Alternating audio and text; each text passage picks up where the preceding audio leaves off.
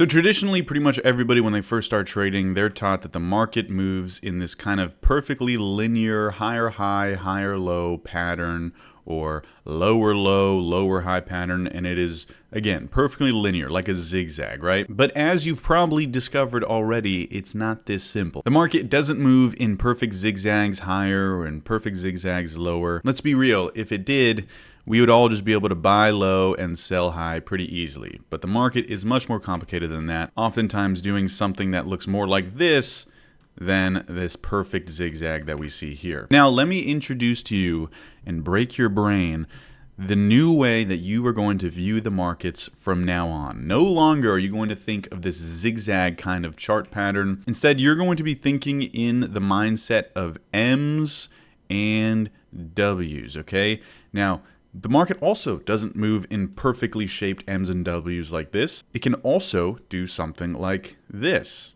or something like this, okay? But in general, the shape that you're going to see most often is going to be these M's and W shapes rather than these kind of zigzag shapes, okay?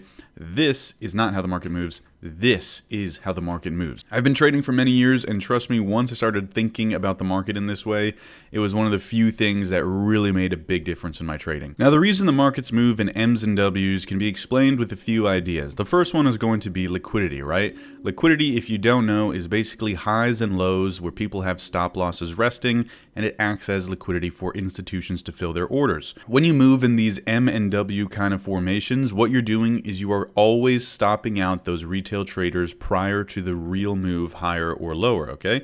So that is one reason why the market tends to move in these M and W shapes. If you have a simple move like this, retail traders are going to be buying the dip. The market is going to move in their favor for just a little bit before inevitably taking those retail traders out and then continuing higher. And that is how you get this M shape, okay? And the same thing can be said for the W shape, or a downtrend. You have retail traders that are shorting the very first pullback. It works for a little bit, but then they get stopped out right here, and then the market decides to move lower, okay? So that is one reason. The second reason is that the market aims for symmetry, okay? It sounds like crazy voodoo, make-believe science, but trust me, it is true. The market moves in symmetrical waves. If the market just moved like this forever, it would be pretty artificial, right? Instead, what it wants to do is move in cycles. It has its ups, its downs, its ups, its downs, its ups, its downs, its ups, its downs, its ups. This is a more cyclical pattern, and usually what you'll notice is that you move an equal amount lower on each leg or an equal amount higher on each leg. And I'll show you some examples of this. This is actually a common trading pattern that will also make a big difference in your trading. So let's take a look at some examples of this M and W type of formation, okay? Here we can see we have a clear downtrend, right? We have that typical zigzag, but then all of a sudden we start chopping around and we create this level of liquidity. Price quickly enters that area of liquidity and takes it out before actually making the real continuation move lower, okay? This is much easier to spot as an entry point rather than trying to predict where that first initial drop is going to be. So that is the pro of trading this way with the M's and W's, okay? You're able to spot entry points way more efficiently, and therefore you'll be able to risk a lot less per trade, and therefore you'll be able to use better risk management on your trades so that you don't require large stop losses. For example, instead of shorting somewhere in here and targeting the lows and then having to put your stop loss all the way up here towards the highs, or maybe even over here, and then your risk to reward is not the greatest, okay? Instead, you can have a better entry, right, by pinpointing where to enter using the liquidity as an area to enter. You know that price should react quite quickly in this area, so you can use a tighter stop loss and you can target those same lows, but now your risk to reward is much, much, much greater, okay? Now, remember when I said that the market likes to move in symmetry, right? It seeks symmetry. Well, what I mean by that is that, for example, you can see we have this impulse leg here, and then we have a pullback, then we have a retest of the lows, and then we pretty much have that liquidity sweep and then continuation. But something that you may have missed is that there's actually an equivalent move higher here completing, And this is what we call an ABCD pattern. This leg is equivalent to the next leg higher, right? They're the same exact move. You can see right here is where price completes this equal leg move higher, and that is also coinciding with the liquidity sweep right over here. Okay, so that gives you another area of confluence, and again, a better way to have precision entry points rather than just trying to guess, okay? This is what we call an ABCD pattern, and we have the A point down here, the B point right here, the C point right here, and the D point is where the pattern completes, or where you would expect the move higher or lower, okay? Now let me just make this black really quickly. Oh, that doesn't really help. Let's make that white. Oh, okay, let's go black and white, boom. Okay, so this is what we call an ABCD pattern. So now back to the M and W shapes that we were talking about previously. The market moves in this kind of ABCD pattern wave before it tends to make the bigger moves higher. Now, it doesn't always have to be a perfect ABCD pattern higher. So we have the ABCD pattern right here, for example, ABCD, and then we get that move higher. Now, it doesn't always have to be a perfect ABCD pattern. You do not need to always reach that D point, although it helps. But in general, the market shoots for these type of waves, okay? The ABCD wave pattern, all right?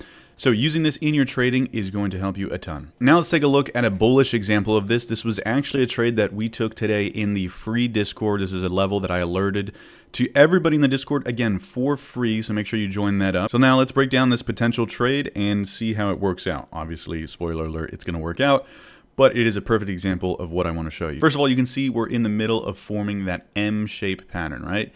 We have that perfect M-shaped pattern in the works. So this low right here is going to be our area of liquidity. I have a full breakdown of my strategy, by the way, on my YouTube channel. It's the supply and demand video, so make sure to check that out. But you can see we have an area of liquidity here, and then we have an area of demand right over here. So the area of interest is going to be this gray zone you see right here.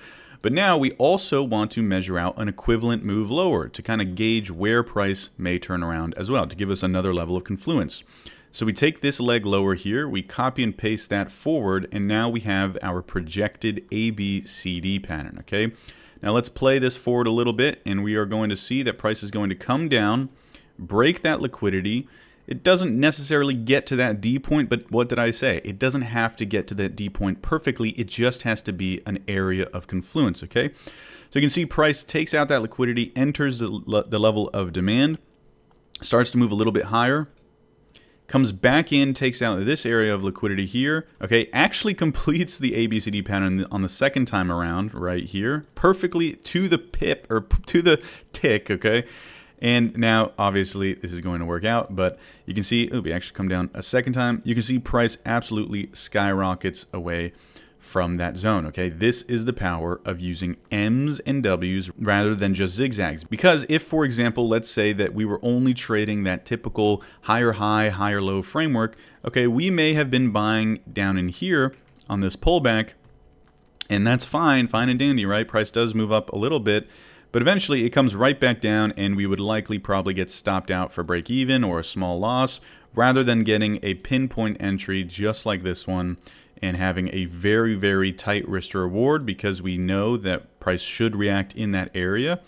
Okay, and obviously this trade was a monster trade. I didn't actually hold it all the way through, but we did have some members that ate on this one. All right, so again, join the free Discord absolutely for free, okay? Now, something I also want to talk about is this idea of second touches. This is something that I've noticed with my own personal strategy, as well as something the market just likes to do in general. So the market really likes to go into key levels of support and resistance, touch it once, show some sort of reaction, and then touch it a second time. In this case, it kind of touched it 3 times, but this is another reason why the M&W framework works very well, because the market usually won't do this, right? It's not going to do a straight move down, straight move lower, or straight move higher.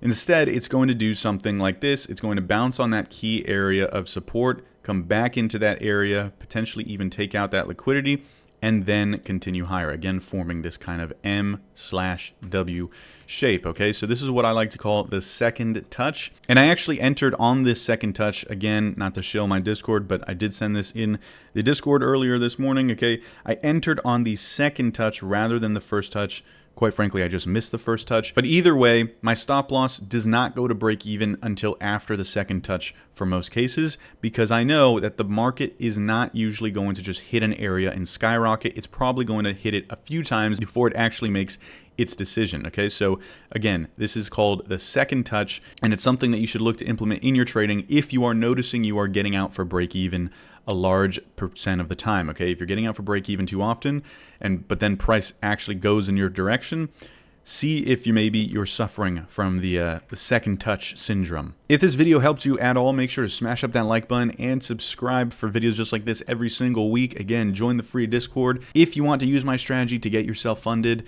check out the links in the description down below. Thank you guys for watching, and I'll see you in the next video. Peace.